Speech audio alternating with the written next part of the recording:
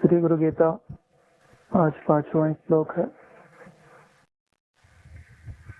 गुह्यात् गुह्यतमं सारं गुरु गीता विशेषतः तत्प्रसादात् च श्रोतव्यः तत्सर्वं ब्रूहि सूतन।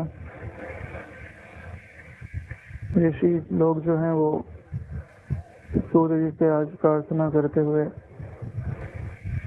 अपनी बात आगे बढ़ा रहे हैं कि जो तत्व परम रहस्यमय है, श्रेष्ठ सारभूत है, विशेषकर जो गुरु गीता है, वह आपकी कृपा से हम सुनना चाहते हैं। प्यारे सूत जी, वे सब हमें सुनाइए।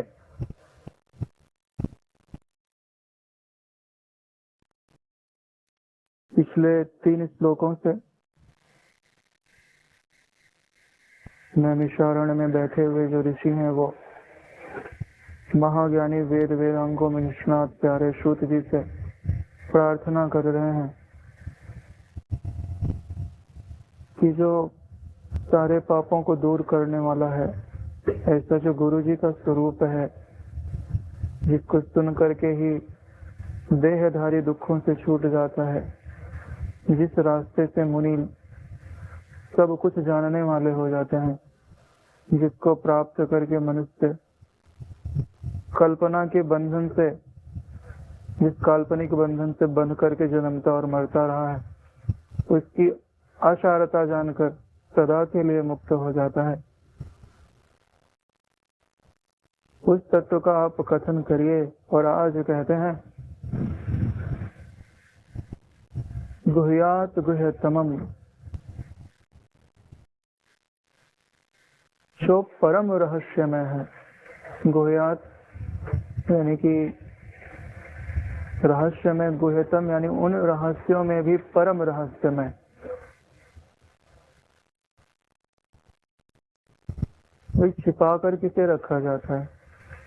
खजाने में बंद करके एक ताला, फिर उसके ऊपर ताला, फिर उसके ऊपर ताला क्यों रखा जाता है? क्योंकि वह कोई बहुत ही बहुमूल्य वस्तु है।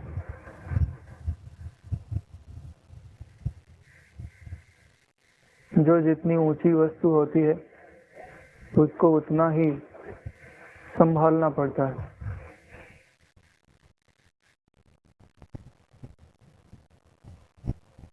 क्यों? क्योंकि उसका मूल्य सब लोग समझते नहीं है, उसके पात्र सब लोग होते नहीं है। भाई, जिसको भूख ना हो उसको दिया हुआ भोजन व्यर्थ है।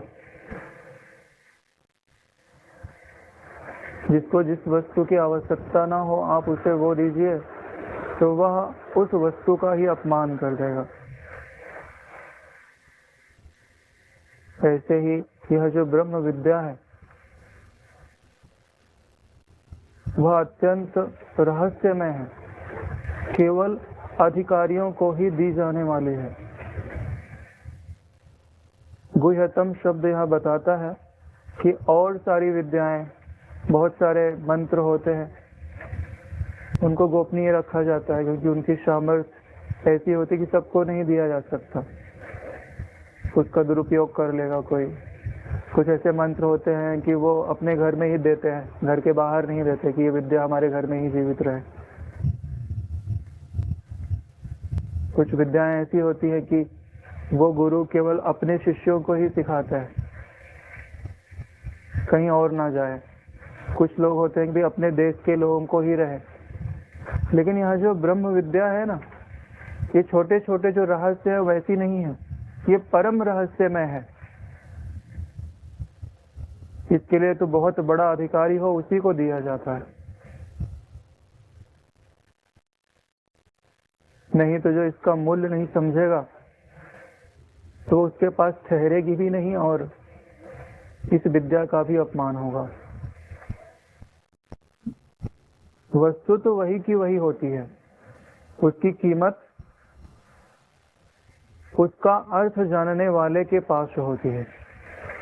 शब्द तो वही के वही होते हैं, लेकिन उनके अर्थ की कीमत होती है।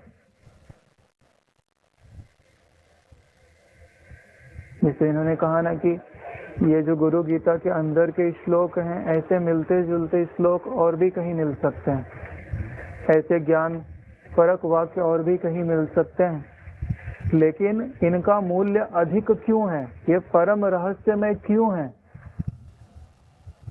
क्यों? क्योंकि इनका अर्थ महत्व का है। क्यों? क्योंकि इसका अर्थ गुरु रूपी जौहरी से हमें प्राप्त होता है कि कितना बड़ा अर्थ है इनका। भैया ने कहा ना कि ये अभी गुरु भक्ति योग में भी 1-2 दिन पहले सुनाया गया था, तो कहने का आशय ये है, जैसे आपको गुरुजी ही प्राप्त हुए, लेकिन कोई गुरुजी का मूल्य थोड़ा समझता है, कोई और ज्यादा समझता है, कोई जितना ज्यादा समझता है गुरुजी उसके जीवन में उतनी ही ज्यादा प्रकट होता है। कैसे कि गुरुजी ने अपना एक पत्थर दिया, बोले कि इसको लेकर के जाओ और इसकी कीमत पता करके आओ, लेकिन किसी को ये देना नहीं। तो वो बाजार में गया, तो सब्जी तोलने वाले के पास गया, तो उसको लगा कि भाई बाट के तौर में मैं इसका प्रयोग कर सकता हूँ। तो बोले कि भाई इसका मूल्य क्या होगा, 1-2 सब्जियां ले जा लो। फिर किराने के दुकान वाले के पास गया, तो बोले कि चमकता पत्थर है, इसको देख करके दूसरे लोग आएंगे, आकर्षित होंगे, तो उसने उसका मूल्य उतना समझा। तो फिर ऐसे करते हुए वो छोटे जौहरी के पास गया, तो उसे लगा कि अरे ये तो चमकता पत्थर है, लेकिन देखा तो बोला ये तो हीरा है। तो उसने बोला कि लाख रुपए का है। तो शिष्य को आश्चर्य हो गया, अरे अभी तो कहाँ 2 सब्जियां मिल रही थी, कहाँ तो 2 थोड़ी वस्तुएं मिल रही थी, कहाँ अभी लाख रुपए मिल रहा है। तो उसे और संतोष नहीं हुआ। उसने बोला नहीं, मुझे लाख रुपए नहीं चाहिए, आप मेरा ये हीरा वापस दो। ले करके गया, फिर उससे बड़े जौहरी के पास गया, तो उसने बोला कि इसका मूल्य 10 लाख रुपए है। फिर भी संतोष नहीं हुआ। फिर उसके बाद जो इस नगर के सबसे बड़े जौहरी थे उनके पास गया, तो बोले कि मेरे पास जितनी संपत्ति है उसका मूल्य दे करके भी मैं इसका मूल्य चुका नहीं सकता। अब देखिए, वस्तु तो वही की वही थी। अगर वो सब्जी वाले को दे देता तो क्या मिलता? 2-4 आलू मिल जाते। किराने वाले को दे देता तो 1-8 किलो गुड़ मिल जाता। ऐसे तो क्रम से गया था। फिर जौहरी, पहले जौहरी को दे देगा तो 1 लाख मिल जाते, दूसरे जौहरी को दे देता तो 10 लाख मिल जाते। अगर अंतिम वाले जौहरी को देते तो शायद उसकी पूरी संपत्ति मिल जाती। ऐसे ही जितने बड़े जौहरी के पास आप जाओगे ना, आपको उसका मूल्य उतना ही ज्यादा मिलेगा। ऐसे ही ये जो हमारे गुरुजी हैं ना, ये परम जौहरी हैं। इनके मुख से जो आपका ब्रह्म ज्ञान मिलता है, भाई ब्रह्म ज्ञान तो वही का वही था, आपकी आत्मा तो वही की वही थी, लेकिन जिसके सन्मुख गया तब उसका मूल्य बढ़ते गया। ऐसे ही गुरु रूपी जो परम जौहरी के पास जाते हैं, तब बताते हैं कि पुत्र तुम्हारा आत्मा रूपी हीरा इतने मूल्य का है। तब समझ में आता है, अरे जब मिला आत्म हीरा, जब हो गया सवा का सीरा। ये उसी सार तत्व की बात है, उसी चीज को सुनना चाह रहे हैं कि जो अत्यंत रहस्यमय है, केवल पूर्ण पात्र को ही दी जाने वाली है। तो हम पूर्ण पात्र हैं, क्योंकि गुह्यतम बात सुनने जा रहे हैं ना। अगर नहीं है तो आप अपनी कृपा से बना लीजिए। और कह रहे हैं कि सार किस चीज के लिए आया है? आप जो कुछ भी जानते हैं उसका जो सार है। जो कुछ भी आप जानते हैं उससे क्या पाना चाहते हैं? सारे दुखों की निवृत्ति ही तो पाना चाहते हैं। भाई सारे शास्त्रों की उत्पत्ति किस लिए हुई? आपके दुख मिटाने के लिए ही तो हुई है, आपको सर्वज्ञ बनाने के लिए ही तो हुई है, आपको बंधन से छुड़ाने के लिए ही तो हुई है। तो ऐसे जो ज्ञान है जो आपके दुख मिटा सकता है, जो आपको सर्वज्ञ बना सकता है, जो आपके बंधन मिटा सकता है, उसका सार। बोले उसका सार में भी चलो और भी बहुत ज्यादा कोई वर्णन हो जाए, तो बोले नहीं, विशेष करके उस सार में भी जो विशेष करके गुरु गीता है। गुरु गीता के लिए मुझे एक बहुत बढ़िया एक मन में दृष्टांत आता है कि मान लीजिए कि ब्रह्म ज्ञान बोले होते, गुरु गीता नहीं बोले होते, ब्रह्म गीता बोले होते, तो मुझे ऐसा लगता है कि ब्रह्म गीता बोले होते तो लगता है जैसे कड़वी दवा हो ना, कड़वी दवा खाने में भी थोड़ी कड़वा लगता है और क्या पता पचे नहीं पचे, उसके साथ सुपाच्य शहद मिला दिया जाए तो खाने में भी अच्छी लगे और वो औषधि आराम से पच भी जाए। श्रद्धा और भक्ति रूपी जो शहद मिला दिया जाए इस औषधि के अंदर, तो उस श्रद्धा और भक्ति के मिलने से जो ब्रह्म ज्ञान था वो क्या कहलाया जाता है, बोले गुरु गीता कह जाती है। क्योंकि भाई अचिंत्य का हम चिंतन करने के लिए कहाँ कैसे जाएंगे, अव्यक्त को हम व्यक्त करने कैसे, व्यक्त रूप में कैसे उसका अनुभव करने के लिए जाएंगे। तो उसके लिए एक जो माध्यम बना दिया गया गुरु जी का स्वरूप, अलग पुरुष की आरती साधु का हृदय, तो बोल रहे हैं कि हम वह विशेष जो गुरु गीता है, यानी कि सुपाच्य रस से युक्त जो ब्रह्म ज्ञान है, बोलते हैं कि स्वत प्रसादाच श्रोतव्या, वह आपके कृपा से, आपके प्रसाद से सुनना चाहते हैं। प्रसाद शब्द पे थोड़ा ध्यान देने की बात है। प्रसाद कहते किसको है, जब आप किसी को कोई वस्तु अर्पण करिए वो ग्रहण कर लें। गुरु उच्छिष्ट भोजनम, मतलब जो आप कहें वो आपका अनुभव हो, वो जब मिलता है तो वो प्रसाद कहलाता है। उन्होंने चखा हुआ है ना वो अनुभव, आपने कोई बात सुनी और वैसे की वैसे किसी को सुना दी तो ये प्रसाद नहीं कहलाता। आपने कोई बात सुनी और वो आपने अनुभव कर लिया, यानी आपने उसको चख लिया, जब वो आप किसी को देते हैं वो प्रसाद कहलाता है। तत्प्रसाद। आप तो बहुत सारे शास्त्र को ज्ञान जाता है, वही सब बात हमको नहीं सुनेगा। जो आपने अनुभव किया हुआ है ये प्रसाद शब्द को निरूपित करता है। आपने जो चखा हुआ है, रस लिया है, सत सर्वम, वो पूरा का पूरा। श्रुत ना, यानी कि प्यारे श्रुत जी, वह सब हमें सुनाइए। सोचने की बात है कि कितनी बड़ी जिज्ञासा है, कितनी बड़ी पवित्र जिज्ञासा है ऋषियों की। और स्तोत्र शब्द यानी कि वो स्तोत्र जी का को अधिष्ठान के रूप में जान करके, परब्रह्म रूप में जान करके ही प्रार्थना कर रहे हैं और प्रेम पूर्वक प्रार्थना कर रहे हैं। शायद यही इस श्लोक का अर्थ हो सकता है। Home home home. श्री गुरु गीता 6वां श्लोक है आज का। इति संप्रार्थितः स्तुतो मुनि संघे मुहुर्मुहु कुतूहलेन महता प्रोवाच मधुरम वचः। इस प्रकार बार बार प्रार्थना किए जाने पर सूत जी बहुत प्रसन्न होकर मुनियों के समूह से ये मधुर वचन बोले। यह आज का श्लोक है। मुनियों ने क्या प्रार्थना की है, क्या जानना चाहा है। प्रार्थना शब्द को ही समझ लेते हैं। जब आप किसी से प्रार्थना करते हैं तो शायद आपके हाथ जुड़े हुए रहते हैं, सिर थोड़ा झुका हुआ रहता है, हृदय में भाव होता है ना।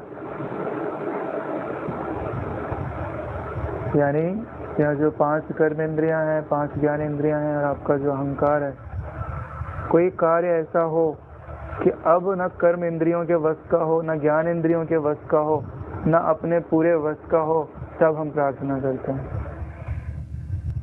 कि यह कार्य अब आप ही इसको पूर्ण करिए, आप ही इससे पार लगाइए, आप ही अब संभाल लीजिए। प्रार्थना इसी को कहते हैं।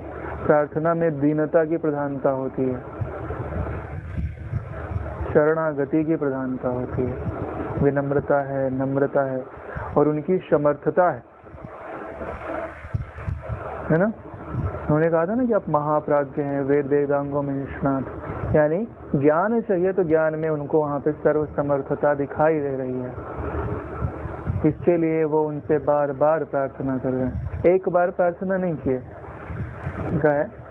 मुहुर्मुहु बार बार प्रार्थना कर रहे हैं। उनकी प्रार्थना क्या थी इस सारे पापों को दूर करने वाले, सारे मलों को दूर करने वाले जो गुरु जी का स्वरूप है, जिसको सुनने मात्र से सारे दुख विदा हो जाते हैं, सदा के लिए छूट जाता है, जिनसे सब कुछ जाना जाता है, जिनसे सारे बंधन निवृत्त हो जाते हैं, जो परम रहस्यमय है, सारे ज्ञानों का जो सार है। और कैसी है बोले, विशेष करके जो ऐसा ब्रह्म अमृत जो गुरु की स्मृति, गुरु जी की प्रीति रूप से प्राप्त हो रहा है, तो वो हम आपसे सुनना चाहते हैं। एक बार होता नहीं कि जब ये बार बार प्रार्थना किए जाना एक बाल्य भाव को भी दर्शाता है। कभी माँ कहीं लगी हुई होती है और आपको कोई वस्तु चाहिए होती है, तो छोटा बच्चा कैसे जिद करता है, माँ से जिद करता है ना, माँ ये दे दो, माँ और काम में लगी हुई है तो ध्यान नहीं जा रहा है, तो फिर बुलाता है, फिर बुलाता है, और तब तक बुलाता है जब तक वो वस्तु उसको प्राप्त नहीं हो जाती। कह रहे हैं कि बार बार प्रार्थना किए जाने पर इति सम प्रार्थिता, प्रार्थिता के पहले सम लगा हुआ है, यानी प्रार्थना के जितने लक्षण होते हैं वो सारे के सारे उन मुनियों की उस प्रार्थना में समाहित है।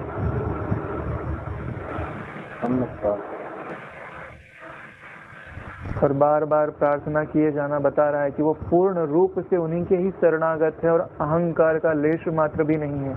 क्योंकि कभी कभी हम किसी से कुछ मांगने जाते हैं तो एक बार कह दिया, दो बार कह दिया, चलो नहीं सुन रहा है भाई, अपना अहंकार जागृत हो जाता है, अरे हम कहीं और से ले लेंगे, चले जाते। ऐसा उनमें नहीं है, उनको शरण लेने योग्य केवल वही दिखाई दे रहा है। और मुनि शब्द पे विचार करें तो मुनि किसको कहते हैं?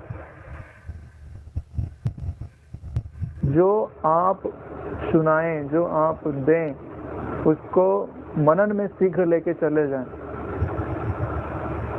उसको अपना अनुभव बनाने के लिए लेके चले जाएं। शब्दों को जो अनुभव बनाने में तत्पर हैं वो मुनि कहलाते हैं। क्योंकि ऐसे मुनियों के द्वारा बार बार जो प्रार्थना की गई तो उनकी प्रेम, उनकी जो पुकार है वो सुन करके, और जैसे अभी भैया ने कहा ना कि जब कोई आर्त भाव से प्रार्थना करता है ना तो सामने वाला अपने आप उसका हृदय द्रवित हो ही जाता है। तो मुझे तो शायद थोड़ा अच्छा लगता है, वो ग्राह्य का था ना, ग्राह्य का था और आर्त द्रौपदी है और वो ग्राह्य है। इसमें आता नहीं कि जब लग गज बल अपने गढ़ते हो, सरे न एको काम, निर्बल होए बलराम पुकारे आए आधे नाम। कि जब तक हम अपनी बुद्धि से समझने का प्रयास कर रहे थे तो मुनियों को लगा कि ये हमारी बुद्धि के बल का नहीं है। उस ब्रह्म को अनुभव कर लेना वो अपनी बुद्धि के बल का नहीं है। बापू जी नहीं कहते हैं कि अगर बुद्धि से ही पकड़ में आता तो वकीलों के कोर्ट की जेब में होता। बहुत बुद्धि है ना, दिन को रात, रात को दिन साबित कर देता है, न्यायाधीशों के उसमें होता। बोले बुद्धि से पकड़ में आने वाला नहीं है। जब ऐसा उन्होंने समझ लिया तो बुद्धि से परे तत्व का अनुभव किए हुए सूत जी उनकी शरण आकर के अत्यंत आर्त भाव से कि अब इसको जाने बगैर हमें चैन नहीं है, हमारे दुखों की निवृत्ति नहीं है। आर्त उसी को बोलते हैं कि इतनी पीड़ा हो कि अब उसको वो चाहिए तभी उसकी पीड़ा मिटे, उसी को आर्त कहते हैं। यानी कि उनके हृदय में अब संसार दुख को सहन ना करने की टीस जग गई है। बोले अभी जब तक नहीं मिटेगी और इन्हीं से मिटेगी और इन्हीं की शरणागत होकर के जब तक हम वो प्राप्त नहीं कर लेते तब तक हम इनसे प्रार्थना करें। जब ऐसा लक्षण सूत जी ने सामने वाले के हृदय में, ऋषियों के, मुनियों के हृदय में देखा है तो यहाँ पे एक कुतूहल शब्द आया है। कुतूहल शब्द होता है कि जब किसी आश्चर्य चीज को देखें तो उसको जानने की जो जिज्ञासा होती है वो उसको कुतूहल बोलते हैं, इसको उत्कंठा भी कह सकते हैं। तो ये तो ऋषियों के, मुनियों के हृदय में होनी चाहिए थी, जानने की इच्छा है, क्योंकि वो आश्चर्यमय तत्व है। लेकिन ये सूत जी के हृदय में हो रहा है, ये बताता है कि जो सुनने की ऐसी इच्छा है, यह भी जगत में आश्चर्यमय है। इस तत्व को सुनने की जो इच्छा है ना, वो भी आश्चर्यकारक है, और उस आश्चर्यकारक इच्छा को देख करके उनका जो हृदय है वो उत्कंठित हो रहा है, कुतूहल से भर जा रहा है, आश्चर्य से भर जा रहा है। और उसी आश्चर्य को यहाँ पर प्रसन्नता लिखी है, उस आश्चर्य में प्रसन्नता छुपी हुई है कि ये कितने सतपात्र हैं, इनका हृदय कितना शुद्ध है, जो इतने शुद्ध, शुद्ध में भी शुद्ध, ब्रह्म तो शुद्ध है और उससे भी ज्यादा शुद्ध, उसका गुरु रूप में प्रागट्य, उसको वो सुनना चाहते हैं। तो मैं जो अभी ब्रिजेश भैया ने दोहराया वो दृष्टांत फिर से कहना चाहूंगा कि वह जो ब्रह्म अप्रगट रूप में है, वह ठीक वैसे ही है जैसे लकड़ी में अग्नि हो, वस्तुओं में अग्नि हो, पुस्तक में अग्नि हो, घर में पूरे अग्नि हो, लेकिन वह अग्नि उनके नाम और रूप को बनाए रखती है, मिटाती नहीं है। जड़ को भी वो सत्ता दे रही, चेतन को भी सत्ता दे रही, संसार को भी सत्ता दे रही, झूठ को भी दे रही है, काम को भी दे रही, क्रोध को भी दे रही, लोभ को भी दे रही। भाई उसी की सत्ता से तो दिखते हैं, उसके होने से ही तो उनका होनापना सिद्ध है। अनुकूला शतावर्ती बोलते नहीं है कि वो ब्रह्म सबके लिए अनुकूल है, जो जैसा करना चाहे। भाई उससे तो दुख भी सिद्ध होता है, काम भी सिद्ध होता है, क्रोध भी सिद्ध होता है, नरक भी सिद्ध होता है, परेशानियां भी उसी से तो सिद्ध है। कौन प्रकाशित करता है उनको? बोले उस सामान्य ब्रह्म से, उस अव्यक्त ब्रह्म से, उस अप्रगट ब्रह्म से हमारा कोई काम सिद्ध नहीं होता। हमारा काम तो उस प्रगट ब्रह्म से सिद्ध होता है जो गुरु रूप में है। यानी कि वो जलती हुई अग्नि है, उस अग्नि में जो गया, लकड़ी का टुकड़ा अग्नि में डाल दीजिए तो उसका नाम और रूप गया, कोई भी चीज लाके अग्नि में डाल दीजिए उसका नाम रूप गया। ऐसे ही जब गुरु रूपी अग्नि में हमारा यह जो चित्त है जिसमें सारा संसार अवस्थित है, जब उनमें लगता है तो सारे नाम रूप की सत्यता उस अग्नि में स्वाहा हो जाती है और सारी की सारी अविद्या नष्ट हो जाती है। तो शायद ऐसे गुरु तत्व के महत्व को ऋषियों की बुद्धि में देख करके उनका हृदय अत्यंत प्रसन्न हो गया है, अत्यंत आश्चर्य से भर गया है। और सूत जी यानी कि सारे सृष्टि के जो अधिष्ठान है वो जिस अंतःकरण में प्रकट हुए, शायद उस अधिष्ठान को देख करके ही लोगों ने उनका नाम सूत जी रख दिया है। उन ऋषियों के समूह से कहते हैं कि मधुर वचन बोले। वचन तो ज्ञान के हैं लेकिन उनके साथ मधुरता जुड़ी हुई है। वो मधुरता किसकी है? बोले गुरु के प्रति श्रद्धा और प्रेम की मधुरता है। मधुर वचन अपने आप में ही भक्ति संयुक्त ज्ञान को निरूपित करता है। इस श्लोक को अगर ठीक ठीक समझते हैं तो बहुत सारी बातें समझ में आती हैं कि ज्ञान प्राप्त करने के लिए आर्त प्रार्थना का होना अनिवार्य है। जो प्राप्त हो उसका मनन करना अनिवार्य है।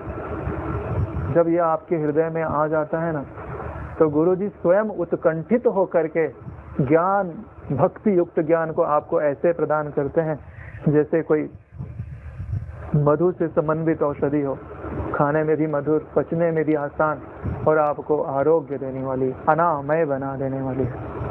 ओम ओम ओम।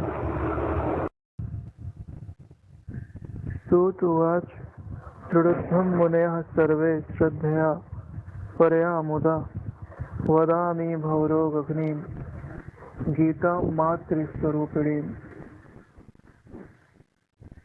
सूत जी कहते हैं कि हे सर्व मुनियों, संसार रूपी रोग का नाश करने वाले, मातृ स्वरूपिणी माता के समान ध्यान रखने वाले गुरु गीता कहता हूँ, उसको आप अत्यंत श्रद्धा और प्रसन्नता से सुने।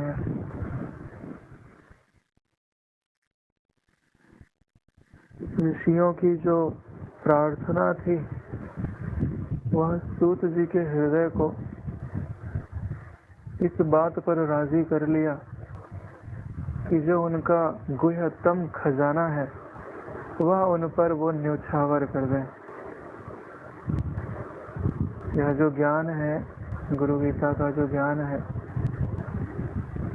एक शिष्य के हृदय का सबसे अमूल्य धरोहर है। क्योंकि इनमें जो भी वचन है, जब सूत जी ने कहा होगा तो वो अपने गुरु जी की स्मृति से पूरी तरह से भीगे हुए होंगे, तभी ये वचन निकले होंगे। यही कारण है कि इनका इतना महत्व है। और इस तत्व के लिए ऋषि भी प्यासे हैं। और ऋषियों ने, देखिए, ऋषिया ऊंचू के बाद फिर ऋषि शब्द नहीं आया, मुनि शब्द आया। यानी उन्होंने ऋषद तो भी बोले कि हम ऋषि थे तो ठीक है, लेकिन हम अभी मुनि हो जाते हैं। जो सत्य का अनुभव कर लिए हैं या बहुत नजदीक हैं वो ऋषि कहलाते हैं, लेकिन जो उस मार्ग पर सीखने के लिए और ज्यादा उत्सुक हैं वो मुनि की श्रेणी में आते हैं। इसके लिए उन्होंने मुनि कहलाना स्वीकार कर लिया। और सूत जी ने भी उन्हें मुनियों की दृष्टि से देख रहे हैं, यानी ये विचारशील हैं। जो मैं कहूंगा उसके अर्थ को वो भली भांति अपने हृदय में धारण करेंगे। इसीलिए सूत जी उन पर प्रसन्न होकर के कहते हैं, हे सर्व मुनियों, क्योंकि जितने मुनि बैठे हैं,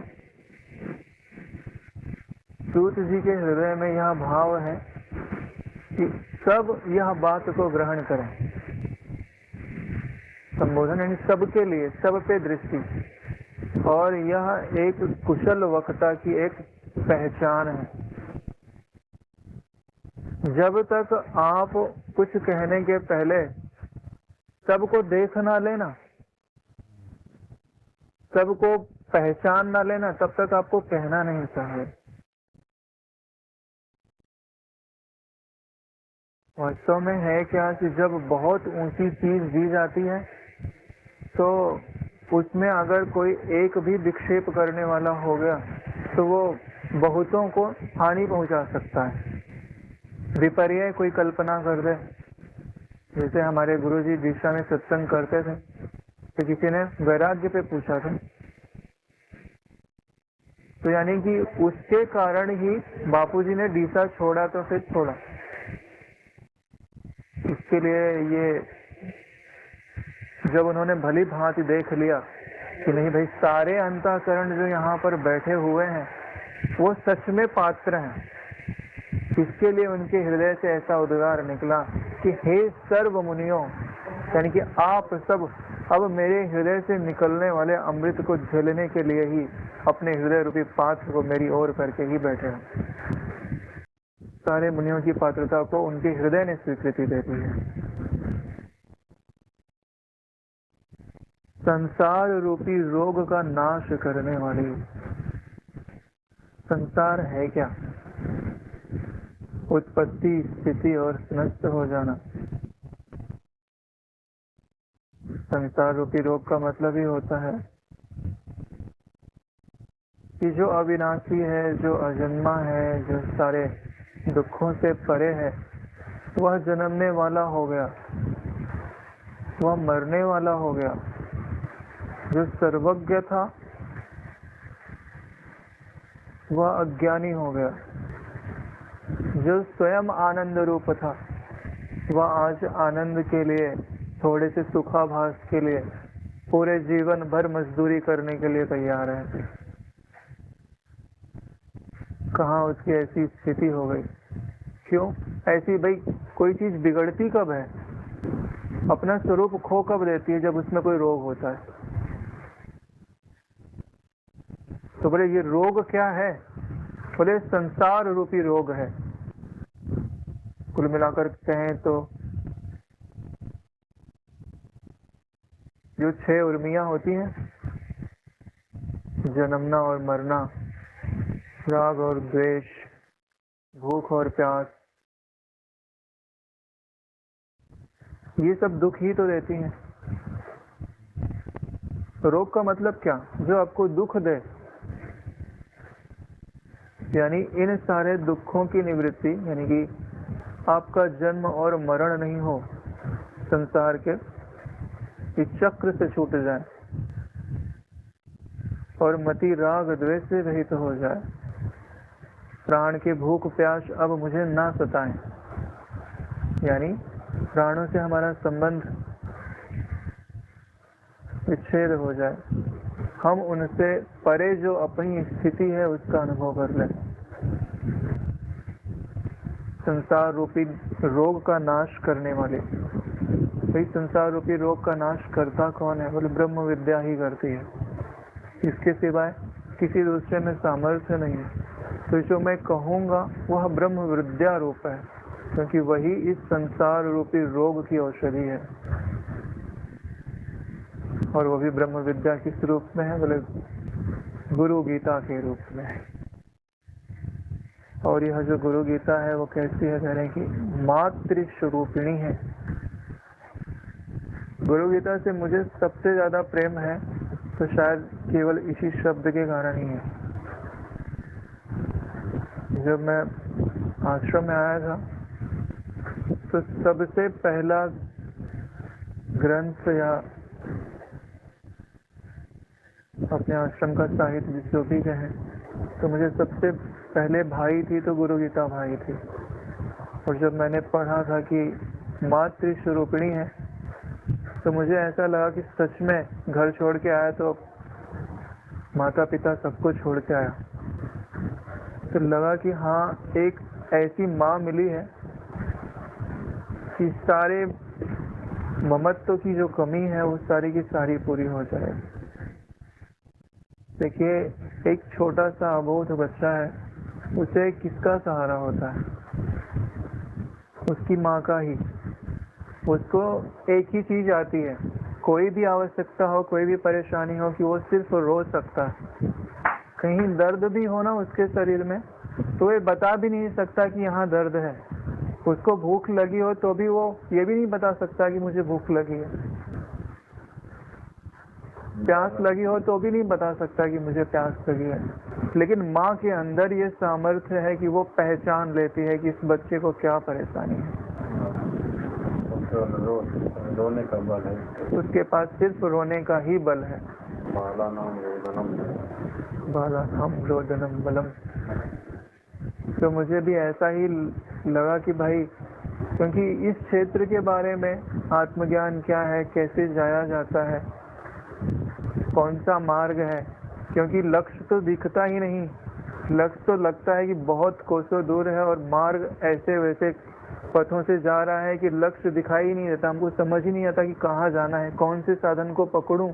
और साधन भी पकड़ते हैं तो थोड़ी दूर चलते हैं तो ऐसा लगता है कि लक्ष्य तो और कहीं है, हम और कहीं जा रहे हैं। सच अपने हृदय की मैं बात बता रहा हूँ। बहुत सारे साधन सुनता था गुरु जी के मुख से, उसको लिखता था, क्रमबद्ध करता था, फिर भी निश्चय नहीं कर पाता था कि ये वहां तक कैसे ले जाएगा, ये आत्म प्राप्ति में कैसे सहायक है, मैं नहीं जोड़ पाता था। तो मुझे क्या लगा, मुझे क्या मिला? मुझे जब ये पढ़ा कि एक गुरु गीता जो है वो मातृ स्वरूपिणी है, तो मैंने ये ठान लिया कि इसका एक एक श्लोक याद करूंगा। मैंने प्रारंभ भी किया भी। और ये जो मातृ स्वरूपिणी शब्द है, ये मेरा तो अनुभव है। देखिए, यह जो संसार है, ज्ञान के संबंध में हो, भक्ति के संबंध में हो, गुरु प्रेम के संबंध में हो, जब कभी भी संशय उपस्थित होता है तो उसका निराकरण करने में समर्थ है तो सिर्फ गुरु गीता है। और निराकरण करती कैसे है? जैसे बच्चा कहीं दूर खेल रहा हो, है ना, वस्त्र में, शरीर में मान लो कीचड़ लग गया, वो उसको भूख लग गई या प्यास लग गई या कहीं गिर गया, उसको चोट लग गई, तो उसका निराकरण कब होगा? जब वो माँ के पास जाएगा। तो माँ के पास आने का मतलब क्या है कि गुरु गीता के जो भी श्लोक हैं, इनको खूब ध्यान से पढ़े, समझे, और जब उसके अर्थ में ही शरणागति रूप से समाहित हो जाए, तब वह अपनी माँ की गोदी में चला जाता है। जब वो माँ की गोदी में आ गया ना, तो और कोई हो तो वो त्याग सकता है, लेकिन माँ, भले बच्चा कीचड़ में गिरा हुआ हो, जब वो माँ की शरण लेता है ना, तो माँ उसे जो चाहिए वो देती है। कीचड़ में लगा है तो अपने आप नहलाएगी। उस बच्चे को पता ही नहीं है कि वो कीचड़ कैसे धोया जाता है। माँ अपने आप स्वच्छ करती है, स्वच्छ करेगी, नए वस्त्र पहनाएगी, भोजन खिलाएगी, फिर अपनी गोदी में सुला भी देती है। ऐसे ही जब हम इस गुरु गीता के श्लोकों को पढ़ते हैं और हृदय को पूरे भक्ति भाव के साथ, देखिए गुरु गीता का स्वरूप क्या है? गुरु गीता का स्वरूप गुरु भक्ति रूप है। कौन सा रूप बना करके वो आपका संभाल लेती है? बोले गुरु जी का रूप बना करके ही वो अपनी संभाल लेती है। वास्तव में यह जो गुरु गीता है क्या? गुरु के हृदय में आपके प्रति जो प्रेम भाव है ना, वही इस गुरु गीता का मातृ रूप है। जब आप खूब प्रेम से गुरु जी का स्मरण करते हैं ना, तो गुरु जी आपको जिस रूप से प्रेम प्रदान करते हैं वो गुरु गीता है, वो गुरु गीता का मातृ रूप है। तब मुझे ऐसा लगता है कि भाई हमारे हृदय की जो मलिन वासनाएं थी, या आप कहीं कुछ उल्टा सीधा सुन लें साधना के विषय में, इसके विषय में कुछ हल्की बातें आ जाएं, तो फिर गुरु गीता की शरण चले जाओ। उसके अर्थ में गोता लगाते हुए ऐसी भावना करो कि भाई हम तो अब गुरु जी के चरणों में ही समर्पित हो गए, और अपना जो शरीर है ना, उसको बहुत छोटा कर लेने। कभी भी शरण लेनी हो ना, तो अपने आप को सिर्फ 1 साल के बच्चे जितना ही अनुभव करो। तब आप शरण लेने का भाव, वास्तव में जब आप एक बच्चे के चित्त को धारण करते हैं ना, तभी पूरी तरह से शरण लेने का भाव आ सकता है। क्योंकि आप जैसे जैसे बड़े होते जाते हैं ना, अहंकार भी बड़ा होता जाता है। सच बता रहा हूँ, आप एक दिन बैठ करके ध्यान से सोचिए कि मैं इतना छोटा सा बच्चा हूँ ना, अपने आप निर्दोषता आ जाती है। क्योंकि यह जो चित्त है ना, ये जैसा चिंतन करता है वैसा ही हो जाता है।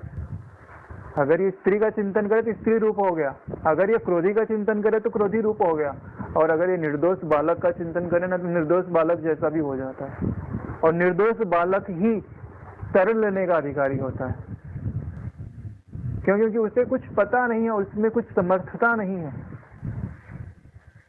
और ऐसा जब वो गुरु गीता की शरण जाता है, यानी कि ये जो शब्द हैं गुरु गीता के, इनके जो भाव हैं, इन भावों को अपने आप में धारण करते हुए गुरु जी की स्मृति करना, ये मातृ स्वरूपिणी की गोद जाना है।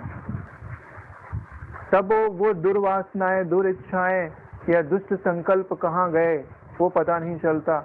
ज्ञान और भक्ति से हमारा शरीर, हमारा हृदय, हमारी जो चेतना है वो कैसे पुष्ट हो गई, और कैसे वो अपने आप में ही पुष्ट होते हुए विश्राम को प्राप्त हो रही है उनकी गोदी में, ये हमको पता ही नहीं चलता और अपने आप घटित होने लगता है। यह गुरु गीता का मातृ स्वरूपिणी होने का प्रमाण है। माँ की गोदी में रहते रहते बच्चा कब कैसे बड़ा हो जाता है, कब कैसे बड़ा हो जाता है। यहाँ पे बड़े होने का मतलब है आत्मज्ञानी होने से, सयाना हो जाने से। सयाना होने का मतलब ही है कि उसका विवेक इतना प्रखर है, वह अपने गुरु तत्व में अपने मैं को इतना डुबोए हुए है कि उसे अब जगत भार ही नहीं लगता। क्योंकि जो जल के अंदर होता है उसमें भार कहाँ, उसको भार लगता ही नहीं। उसने अपना मैं उस गुरु तत्व में मिटा के रखा हुआ है। तो शायद मातृ स्वरूपिणी का मुझे यही अर्थ लगता है। और ब्रिजेश भाई ने जो इसमें विवेचनात्मक बात डाली थी कि माँ के 4 गुण होते हैं, साम, दाम और दंड और भेद, वो भी बहुत सटीक है कि भाई माँ अपना काम कैसे करती है। ये जो मैंने अपना पक्ष रखा, ये मेरे हृदय की बात है, क्योंकि मैंने यहीं तक गति की, क्योंकि माँ कैसे काम करती है मैंने उसकी तरफ कभी सोचा ही नहीं। लेकिन ब्रजेश भाई ने ये सोचा कि माँ कैसे काम करती है, तो वो बात भी बहुत विचारणीय है कि माँ कृपा करेगी तो कभी समझाएगी। कि काम का मतलब होता है समझाना कि ये ज्ञान है, गुरु इसको कहते हैं, इनका स्वरूप ये होता है, ये महत्व के हैं, इनकी ओर ध्यान दो, इनका स्मरण से ज्ञान अपने आप उत्पन्न होता है, इनका ध्यान रखने से अपने आप शांति आती है, आनंद आता है, यही आनंद को उपजाने वाले हैं। ये गुरु गीता जो है वो समझा रही है, यानी कि उस तत्व के विषय में, गुरु जी के विषय में आपकी समझ बढ़ा रही है। फिर कह रहे हैं कि दाम, यानी कि समझ के बाद अगर थोड़ी कमी लगती है कि भाई कम चल पा रहा है, समझाने से कम चल पा रहा है, तो भले उसको प्रलोभन दिया जाता है। दूसरे अध्याय में गुरु गीता के जो जिन कार्यों से सिद्धि होती है वो सब प्रलोभन नहीं समझ लीजिए। सौभाग्य की वृद्धि होना, पुत्र पौत्र आदि की प्राप्ति हो जाना, अगले जन्म में जो विधवा है उनको अवैधव्य की प्राप्ति हो जाना, सारे रोगों की निवृत्ति हो जाना, जो भी चीजें हैं वो प्रलोभन दे रही हैं कि कम से कम इसी के बहाने आगे आए, इसी के बहाने आत्मज्ञान की ओर आए। और फिर गुरु गीता आंख भी दिखाती है, इनकी दंड भी बताती है कि जब आप गलत मार्ग पे जाओगे, गलत चित्त वृत्तियों का आश्रय लोगे, पाखंडिना पाप्रता नास्तिका भेद बुद्ध है, तो सब आपको डुबाने वाले हैं। दंड भी दिखाती है, निषिद्ध गुरु का सेवन करो तो ब्रह्म प्रलय तक पुनः इस धरती पर नहीं आओगे। यानी दंड भी दिखा रही, डंडा भी दिखा रही, भय भी दिखा रही कि आप उनसे उबर जाएं। और फिर अंत में भेद भी दिखाती है। भेद का अर्थ होता है अलग कर देना, ये अलग है और ये अलग है। वास्तव में तो आत्मज्ञान सबको समाहित करता है, ब्रह्म विद्या सबको समाहित करती है। फिर भी जब देखती है कि मेरा पुत्र सबको अपने भीतर समेटने के बदले खुद उसमें समेटा जा रहा है, तब वो भेद का उपयोग करती है। भेद का मतलब होता है कि इसको अलग कर देना और इसको अलग कर देना। अच्छे को, अरे इधर कैसे जा रहा है, इसमें तो ये दुर्गुण है, ये तेरे को दुख देंगे, ये भेद है। और जबकि ब्रह्म विद्या कहती, क्या कहती है, भाई सर्वोहम इस विचार में लेकर के आने वाली है। लेकिन जब देखती है कि सर्वोहम के बदले उसको उसी में राग में घुसा जा रहा है, उसी में पतित हो रहा है, तब वो वहां से उसको डराती है, वो वहां से उसको दुर्गुण दिखाती है। जन्म मृत्यु जरा व्याधि दुख दोषानुवर्तनम, वहां पे उनको दुख देखना चाहिए, भेद देखना चाहिए, जबकि सब तो ब्रह्म रूप है। तो गुरु गीता इस माता अपने इस रूप से कार्य करती है। तो ये माता का कार्य है, मेरा तो कार्य सिर्फ उनकी शरण लेना है। वो कैसे कार्य कर लेते हैं और कैसे घटना घटित हो जाती है, अनायास ही आत्मपद की प्राप्ति है, इसमें बोले शरणागति में। और आगे कहते हैं कि आप इसे अत्यंत श्रद्धा और प्रसन्नता के साथ सुनिए। श्रद्धा का मतलब ही होता है केवल सुन करके ही धारण कर ले, वो श्रद्धा कहलाती है। श्रद्धा कभी प्रमाण नहीं मांगता, प्रमाण विश्वास मांगता है। सुना और धारण कर लिया, ये श्रद्धा है। तो बोले कि आपने ही तो पूछा था कि यश श्रवण मात्रेण, जिसको सुनने मात्र से जो देहधारी है वो सारे दुखों से छूट जाता है, तो मैं सिर्फ सुना ही रहा हूँ, तो सुनने से ही धारण कर लो। उसमें और प्रश्न करूं और तर्क करूं, उसको छोड़ दो, जो कहूं वो स्वीकार करते जाओ, तभी वो आपकी प्रसन्नता का कारण होगा। बोले कहने की प्रसन्नता के साथ सुनिए। प्रसन्नता का अर्थ यहाँ पर है कि आपके अंतःकरण में यदि शोक की प्रधानता होगी, यदि जगत के विचारों की प्रधानता होगी, तो बोले ये बात ठीक तरह से स्वीकार नहीं होगी। प्रसन्नता आत्मा की निकटता, अपने हृदय को आनंद रूप बनाने से समझना चाहिए कि जब आप आनंदित होते हैं ना, तो आनंदित होने का मतलब ही है कि आप शांत हृदय हैं। और जब शांति से कोई बात सुनी जाती है तो वो बात आपके गहरे उतर जाती है। जब देखिए, जब आपका चित्त प्रसन्न है, यानी कि स्वस्थ है, प्रसन्नता स्वस्थता की निशानी है, यानी शांत प्रसन्नता की निशानी। और इसमें भी आता है प्रसन्न चेतसो याशु बुद्धि परियुतिष्ठति। जब आप प्रसन्नता को धारण करेंगे तभी आपको पूर्ण प्रसन्न बना देने वाली यह बात ठीक तरह से समझ में आएगी। और वैसे भी कहा जाता है कि जब भी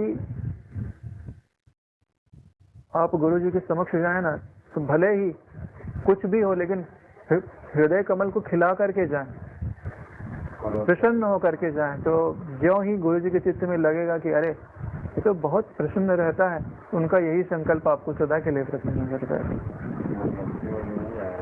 फिर भक्ति योग में आता है। इसीलिए अभी कह रहे हैं कि प्रसन्नता के साथ कहिए, सुनिए, प्रसन्नता को धारण करेंगे तो गुरु गीता कल्प वृक्ष है, आपकी प्रसन्नता शाश्वत हो जाए। श्री गुरु गीता 8वां, 9वां और 10वां श्लोक है आज का। पुरा कैलाश शिखरे सिद्ध गंधर्व सेविते तत्व कल्पलता पुष्प मंदिरे अत्यंत सुंदरे व्याघ्राजिने समासीनम सुखादि मुनि वंदितम बोधयंतम परम तत्वम मध्ये मुनिगणम क्वचित उडम्रवदना शश्वन् नमस्कुर्वन्तम आदरात् दृष्ट्वा विस्मयम् मापन्ना पार्वती परिशिक्षति। प्राचीन काल में सिद्ध और गंधर्वों के आवास रूप कैलाश पर्वत के शिखर पर कल्प वृक्ष के फूलों से बने हुए अत्यंत सुंदर मंदिर में मुनियों के बीच व्याघ्र चरण पर बैठे हुए सुख आदि मुनियों द्वारा बंधन किए जाने वाले और परम तत्व का बोध देते हुए भगवान शंकर को बार बार नमस्कार करते देख अतिशय नम्र मुख वाली पार्वती ने आश्चर्यचकित होकर के पूछा। काफी दिनों के बाद हम लोग चर्चा कर रहे हैं, तो इसका प्रसंग देख लेते हैं कि क्या है। इस गुरु गीता की शुरुआत ऋषियों के उस प्रश्न से हुई है जो उन्होंने सूत जी से किया है कि गुरु जी का वह स्वरूप जो सारे पापों को दूर करने वाला है, जिसका केवल सुनना ही सारे दुखों की निवृत्ति करने वाला है, जो मननशील को सर्वज्ञता प्रदान करने वाला है, जो इस संसार के बंधन से बंधे हुए को बंधन मुक्त करने वाला है, जो इतना मूल्यवान है कि गोपनीय ही रखने योग्य है, और जितना भी ज्ञान है उसका जो श्रेष्ठ सार है, और उसमें भी विशेष करके जो गुरु जी के माध्यम से शिष्य को प्राप्त होता है, वह हम आपसे सुनना चाहते हैं। ऐसी ऋषियों की जिज्ञासा से जब सूत जी प्रसन्न होते हैं तो कहते हैं कि हे मुनियों, तुम श्रद्धा और प्रसन्नता पूर्वक जो मैं कहता हूँ उसको सुनो। वह तुम्हारा माता के समान ध्यान रखने वाला, यानी उसको सुनने के बाद आपको कुछ करना नहीं है, शरणागत होना है, बाकी सारा का सारा काम वही करने वाला। तभी तो इसका इतना मूल्य है। और बोले भव रोग, उत्पत्ति और विनाश का जो रोग लगा है वह दूर हो जाता है। तो जो गुरु जी का स्वरूप सूत जी सुना रहे हैं, वो बताते हैं कि यह उमा और महेश्वर शिव जी का संवाद है, और उसी की शुरुआत इन 8, 9 और 10वें श्लोक से सूत जी करते हैं। जैसे अभी ब्रजेश जी ने बताया कि 48 गीताएं हैं, जिनमें से कृष्ण अर्जुन संवाद है जो कि भगवत गीता के रूप में है, और ये शिव जी और उमा जी का संवाद शिव गीता के रूप में है। तो वहाँ मित्र और मित्र के बीच का संवाद है, और यहाँ पे ब्रह्म ज्ञानी पति और ना पार्वती परा साध्वी, जिनसे बड़ी कोई दूसरी साध्वी नहीं है, ऐसी पात्रता संजोए हुए पति हैं और ऐसी पात्रता संजोई हुई पत्नी है, तो उनके बीच में कितना प्रेम होगा। आगे चल के आप पढ़ेंगे ही कि कहते हैं कि मम रूपा श्रीदेवी तुम, कि तुम मेरा ही स्वरूप हो। सुनाने के पहले ही कहा, भगवत गीता में तो बाद में कहा, जब अर्जुन को बात समझ में आई तब कहा तो मेरा इच्छा है, तो मेरा प्रिय है। क्योंकि पार्वती, मतलब मेरी मति है कि पार्वती माँ की जो पात्रता है वो अर्जुन से कहीं ज्यादा है, तुलना नहीं करनी चाहिए। फिर भी अंतरंगता के मामले में ये पति पत्नी की जो बातें हैं वो कथाओं की बात कर थोड़ा खुला है, और उसमें भी अब दृष्टांत आता ही है कि अर्जुन कहते नहीं कि मैंने आपको हे मित्र, हे सखे, हे यादव ऐसा कह के जो कहा है मैं उसके लिए क्षमा मांगता हूँ। लेकिन ऐसा प्रसंग पति पत्नी के बीच में कभी नहीं आता। ऊपर से पति पत्नी हो तो कदापि संभव नहीं है। तो जो उपाख्यान की शुरुआत माता पार्वती और शिव जी का जो संवाद का प्रारंभ होता है, वहीं से ये गुरु गीता प्रारंभ होती है। और यह जो वर्णन है वो कैलाश पर्वत का है। देखिए, कैलाश पर्वत, कैलाश शब्द का अर्थ होता है, के शब्द जल को निरूपित करता है और लाश शब्द चमकने को निरूपित करता है। दूर से देखते हैं ना, बर्फ सफेद होता है ना, उस पर सूर्य की किरणें पड़ती हैं तो बहुत चमकता है, और हिम है तो शीतलता भी बहुत है। तो ये देखिए, जो ब्रह्म ज्ञानियों के शिरोमणि हैं, ब्रह्म ज्ञान की जो साक्षात मूर्ति यानी कि शिव जी हैं, तो ऐसे ब्रह्म ज्ञानी रहते कहाँ हैं, या ऐसे ब्रह्म ज्ञानी जहाँ रहते हैं वहाँ कैलाश उपस्थित हो जाता है। कैलाश का मतलब ही है कि ऊंचा शिखर, एक तो ऊंचाई है, क्योंकि ब्रह्मज्ञानियों की, ब्रह्मज्ञानी ऊंचाई पर स्थित होते हैं और अत्यंत शीतलता है, और उनकी आभा ऐसी है कि आंखों को चकाचौंध करने वाली है। वो दूर से ही चमकते हुए उनकी आभा दिखाई देती है, उनका निवास स्थान चमकता हुआ दिखाई देता है। कैलाश शब्द उनकी इसी दीप्ति को, उनकी शीतलता को निरूपित करता है। और बोलते हैं कि ऐसे आवास के आसपास रहने वाले सिद्धों और गंधर्वों के आवास रूप यानी कैलाश पर्वत में सिद्ध और गंधर्व ही रहते हैं। तो ब्रह्म ज्ञानी के निवास होने के कारण ही उनमें सिद्धता है। क्यों? क्योंकि उनके निवास के पास रहते हैं, उनके निवास में ही रहते हैं। समझ लीजिए, सिद्ध किसे कहते हैं? जिन्होंने जो उनका इष्ट है उसको सिद्ध कर लिया हो, वो सिद्ध कहलाता है। और ब्रह्म ज्ञानियों के आसपास रहने वाले, बोलते नहीं कि जो भी मनोकामना लेकर के जाओ वो सिद्ध हो जाए, इसके लिए उनके आवास में रहने वाले तो सिद्ध कहलाते हैं। और कह रहे हैं कि गंधर्व, गंधर्व किसे कहते हैं? गंधर्वों को अर्ध देवता भी कहा जाता है। इनके अंदर ऐसी सामर्थ्य है कि आत्मा का जो आनंद है उसको वो शब्दों के माध्यम से व्यक्त कर सकता है, गीत के माध्यम से व्यक्त कर सकता है, गायन विद्या के द्वारा ही। कुल मिला के कहने का तात्पर्य ये है कि सिद्धों का सिद्धत्व और गंधर्वों का गंधर्वत्व ब्रह्म ज्ञानी के आवास में रहने के कारण ही सिद्ध है। और कह रहे हैं कि ऐसे उनके आवास जहाँ पर वो बैठे हुए हैं, वो मंदिर कैसा है? बोले कल्प वृक्ष के फूलों से बना हुआ। एक तो वो कल्प वृक्ष स्वरूप स्वयं ही है, और ऊपर से कल्प वृक्ष के ही फूलों के मंदिर में बैठे हुए हैं। यानी दूसरी दृष्टि से कहें तो कल्प वृक्ष में कल्प वृक्षत्व भी उनके बैठने के कारण आया हुआ है। कहते हैं कि व्याघ्र चर्म पर बैठे हुए हैं।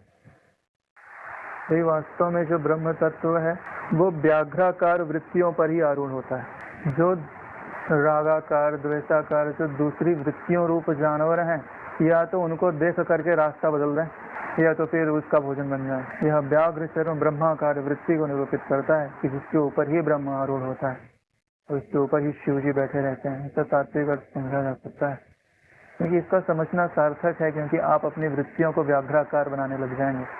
और वैसे भी व्याघ्र चर्म पर बैठने पर कोई भी जीव जंतु केवल उसके देखने मात्र से उसके पास नहीं जाता है, इसलिए ही व्याघ्र चर्म पर बैठते हैं। हाँ, उसकी तरफ जाते ही नहीं है। यानी कि आपने अगर ब्रह्माकार वृत्ति का के ऊपर आप आरूढ़ हुए हो तो संसार के जो दुख देने वाले जीव जंतु हैं वो अपने आप किनारा कर लेते हैं। और इसी बात को द्योतित करते हुए भगवान शिव जी व्याघ्र चर्म पर बैठे हुए हैं, और उनके चारों तरफ कौन बैठे हुए हैं? और कहते हैं कि शुक आदि मुनियों के द्वारा वो वंदन किए जा रहे हैं, वंदन किए जाने वाले हैं। यानी कि जो मुनियों में शिरोमणि हैं सुखदेव जी, उनके नाम से थोड़ा सा अर्थ निकालें। ईश्वर को वंदना किससे प्रिय है? बोले सुख, सुख शब्द पे ध्यान दें तो सुख को आप जो पढ़ाते हैं ना केवल वो वही पढ़ता है, दूसरा कुछ उसके वो आपकी क्रियाओं को नहीं देखता। आपने जितना पढ़ाया उसने उतना अंगीकार कर लिया, यानी कि गुरु जी से जो आपको मिलता है आप उतना ही सीख लेते हैं, आपको और किसी से कोई मतलब नहीं है। तो ऐसा शीघ्र ही उनका प्रेम पाठ हो जाता है। तो कहते हैं कि मुनियों के मध्य में बैठे हुए हैं और कर क्या रहे हैं, बोले कि बोधयंतम परम तत्वम, परम तत्व का उपदेश दे रहे हैं। परम तत्व का उपदेश देते हुए घटना क्या घट गई है कि जो अतिशय नम्र मुख वाली पार्वती जी हैं, देखिए अभी तक तो एक ब्रह्म ज्ञानी, एक आत्मज्ञानी ईश्वर को हमने देखा अपने वर्णन में। अब दूसरा पात्र कौन है, बोले माता पार्वती हैं। ये कौन है? ये उत्तम जिज्ञासु की संपूर्ण पात्रता से युक्त हुई बुद्धि है। और अभी जो दो लक्षण इसमें है, एक अतिशय नम्र मुख है और दूसरा उनका नाम है। देखो मुख किसको बोलते हैं? आपकी पूरी अभिव्यक्ति आपका मुख है। आप हंस रहे हो, रो रहे हो, प्रसन्न हो, हाथ को देखने से पता नहीं चलेगा कि आप खुश हो। मन आकृति मुखे वर्तते, यानी आपकी पूरी अभिव्यक्ति आपका मुख है। उनका जो अतिशय नम्र मुख है, यह अत्यंत श्रद्धा से और प्रेम से युक्त होने का परिचय देता है। नम्रता किसको बोलते हैं? हाथ जोड़ करके आपने सिर झुका लिया तो नम्रता कहला। और पार्वती शब्द ही पर्वत से बना हुआ है। पर्वत का क्या गुण होता है भाई? पर्वत का गुण होता है अचलता, यानी उनकी बुद्धि में निश्चय करने की जबरदस्त सामर्थ्य है और उस निश्चय पर टिक जाने की सामर्थ्य है। एक तो नम्रता है और दूसरी अटलता है। और ऐसा संयोजन ही ब्रह्म तत्व का जिज्ञासु हो सकता है और मिलने वाले अमृत को वो अपने भीतर स्थिर कर सकता है। जिनमें थोड़ी नियम आदि की दृढ़ता आ जाती है, उनका अहंकार वो तो ठोस हो जाता है। भाई हम तो ऐसे हैं, किसी को सुनने को तैयार नहीं है, कोई नवीन बात को समझने को तैयार नहीं है, अपने आप को ऐसा ही मान लेते हैं। और जो थोड़े नम्र हैं उनमें नियम निष्ठा नहीं है। जब दोनों की योग्यता बनती है तभी ब्रह्म तत्व आप समझ सकते हैं, अपने हृदय में धारण कर सकते हैं।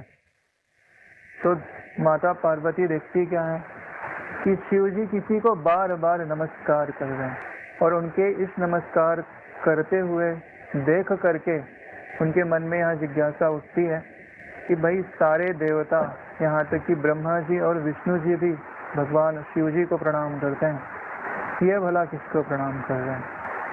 और शायद यही वो घटना है जिसने गुरु जी के स्वरूप के वर्णन के लिए शिव जी को तैयार कर लिया। देखिए इसमें बहुत बड़ा रहस्य है। परम बोध शब्द लिखा हुआ है, ठीक है ना? इसमें कहीं गुरु शब्द नहीं लिखा हुआ है। जब आप कभी भी उस परम तत्व का कथन करते हैं तो आपको यह स्मृति उपज जाती है कि इस तत्व का अनुभव किससे हुआ है।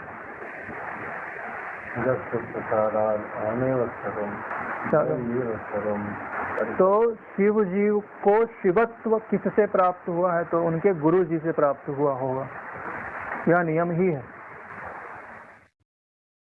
गुरु बिन भवनि तय न कोई, चाहे बिरंच शंकर सम होई। शंकर भी आ गए, उनमें शिव जी भी आ गए। यानी कि इनको जो शिवत्व मिला है या इनके गुरु जी से मिला है, तब जब वो परम बोध उसी तत्व का कथन करते हैं तो उनका हृदय अपने गुरु जी के प्रति कृतज्ञ हो जाता है। और जितनी बार गुरु जी की स्मृति आती है त्यों उतनी बार अपने हाथ जुड़ जाता है। वो बाहर किसी को प्रणाम नहीं कर रहे हैं, वो भीतर में गुरु जी की जो स्मृति आ रही है वो उनको प्रणाम कर रहे हैं। और शायद यही वो भाव है जिनको माता पार्वती पूछना चाह रही हैं। और शायद इसी तत्व का वर्णन पूरी गुरु गीता में हुआ